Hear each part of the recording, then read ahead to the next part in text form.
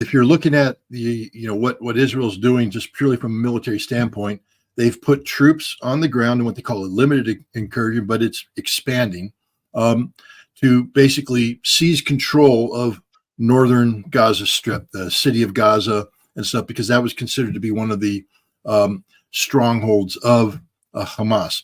Going back to what you said, it's not just that if it's a school and Hamas is there. Remember, Hamas is underground, 500 kilometers of tunnels. Israel doesn't know where these tunnels are. So Israel's just making a lot of assumptions. Some of it's intelligence driven, that the tunnels might be under a hospital. They probably are. I mean, I don't know. But again, let's just set the table straight here. Gaza is an occupied territory. The Israelis are the occupiers. So the normal rules and regulations, the occupied have a right to do whatever the hell they want to do to defend themselves. So when they go underground, they don't have to comply with international humanitarian law. You can't use the civilians as a shield. They are the people living there resisting. They are the resistance. And Israel has no right of self-defense.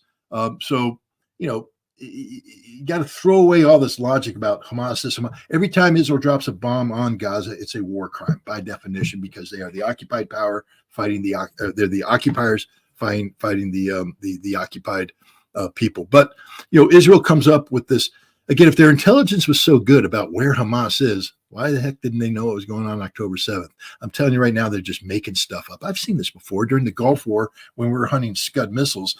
Every time the Iraqis fired a Scud missile, we had thousands of aircraft diverted from their primary mission of supporting the ground war effort, diverted out west to hunt down Scud missiles.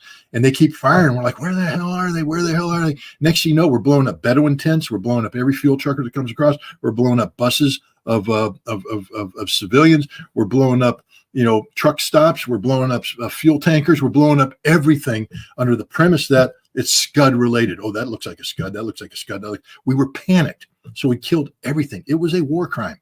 It was a war crime because an important part of using military force is the concept of distinction, that you have to make a clear distinction between that which is a civilian object and that which is a military object. And even if a military object is commingled with a civilian object, you now have to bring in the notion of proportionality, meaning that if we bomb this site, are we getting, is it there sufficient military necessity? What benefit do we get from this from a military standpoint that justifies the loss of civilian life?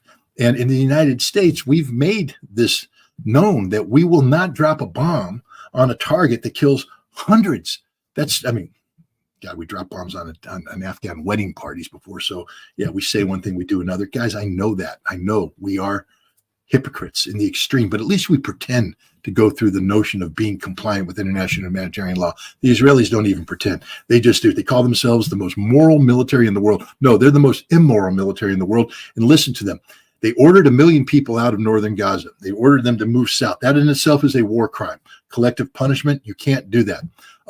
Now they say anybody who didn't make that move, if you're alive and above ground, we can treat you as a military target. We will assume that you're Hamas. You can't do that.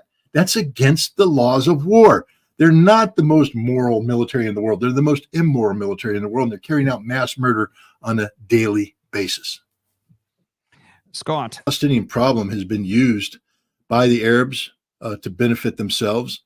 They use it to weaken Israel by, the last thing Egypt, Jordan, Saudi Arabia, the Gulf Arab states want is stability with Israel while they were, I'd say pre-Abrams Accord, because they weren't having normalized relations with Israel. It empowered them to have this confrontation with Israel. They used it for domestic political purposes. Egypt, Jordan especially with this Palestinian refugee majority can't have any more come over. So they have to create, this constant theme of instability, etc. So the Palestinian people have not had any real Arab support. Everybody gives lip service to them. Some people provide money to them.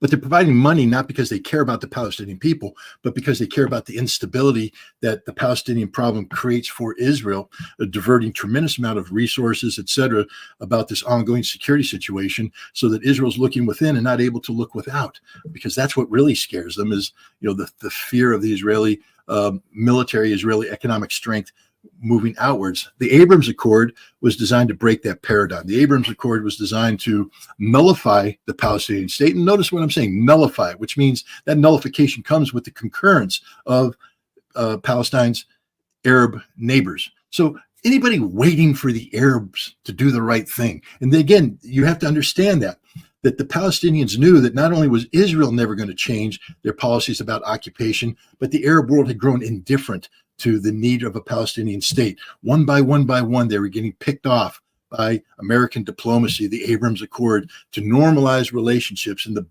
big kahuna in the room, Saudi Arabia, was on the verge, final negotiations for normalization when Hamas carried out their attack. But Hamas has been betrayed over and over again. Hezbollah and Iran, first of all, understand that Hamas is a Muslim Brotherhood-based Islamic organization that's Sunni. Hezbollah is Shia, Iran's Shia. Oil and water, man, they don't mix.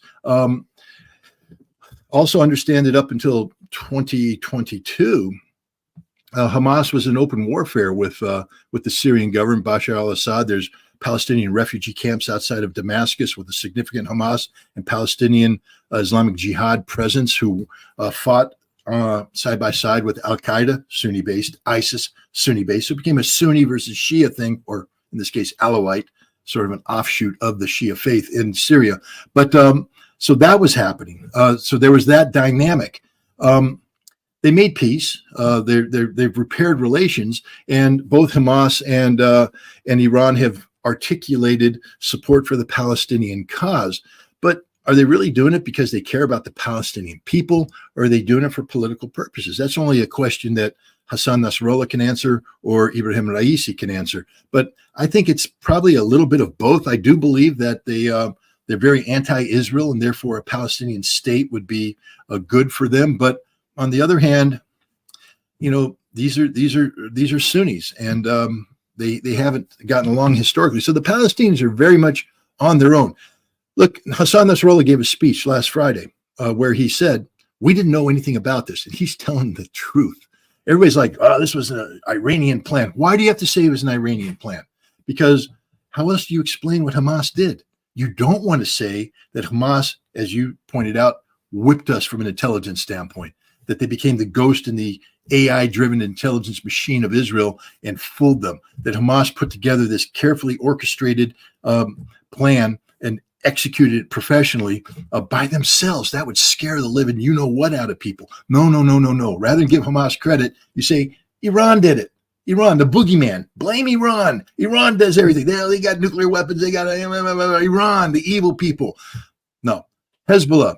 No. They were taken by surprise. Hassan Nasrallah said, we had no idea it was coming, and it wasn't until October 9th that we were able to put together some sort of response.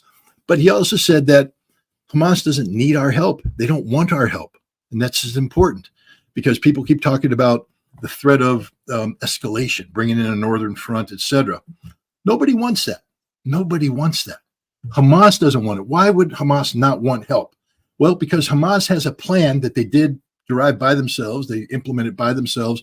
The plan is simple. It's not the destruction of Israel. So for all you people out there saying this is about from the river to the sea, no, it's not. Let me tell you what it's about, you pro-Zionist idiots out there.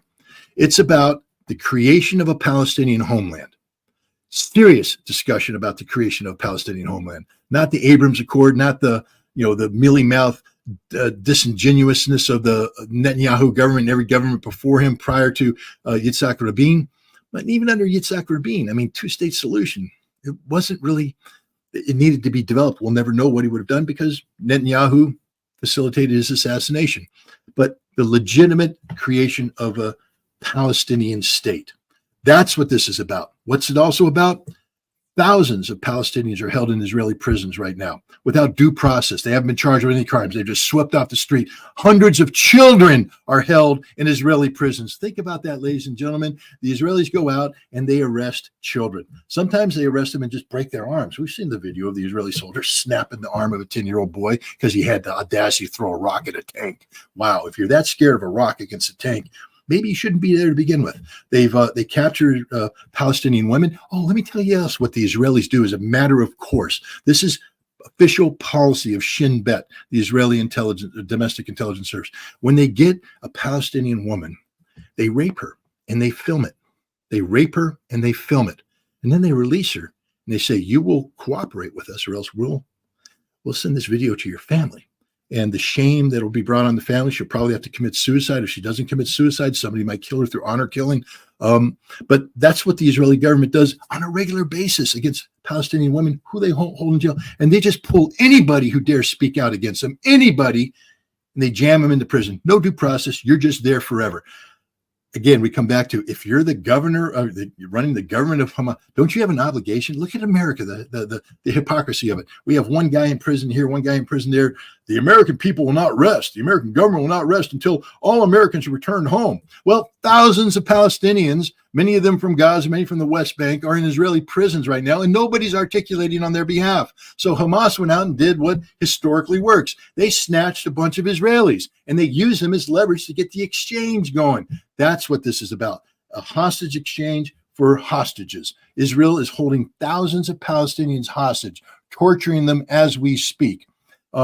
They want the exchange. And then the third thing, they want the Al-Aqsa Mosque to be treated with the dignity that it deserves as the third most holy place in Islam.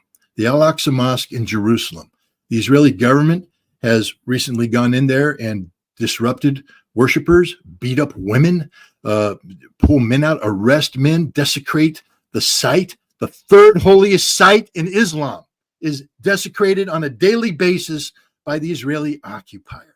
And they want that terminated because guess what?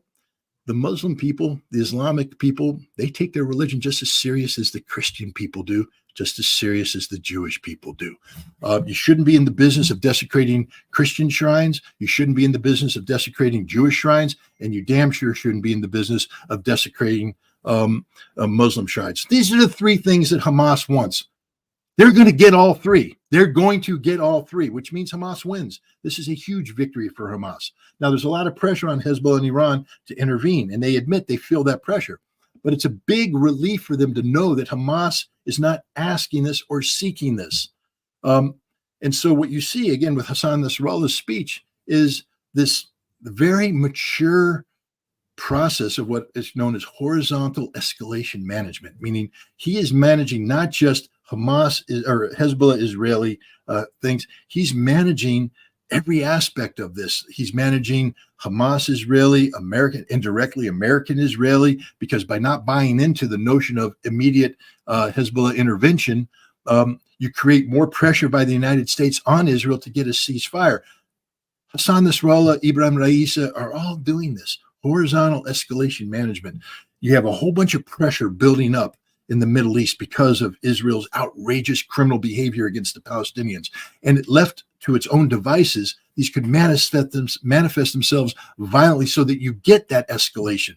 What they are doing together with the United States, the United States, take a look, we're getting attacked.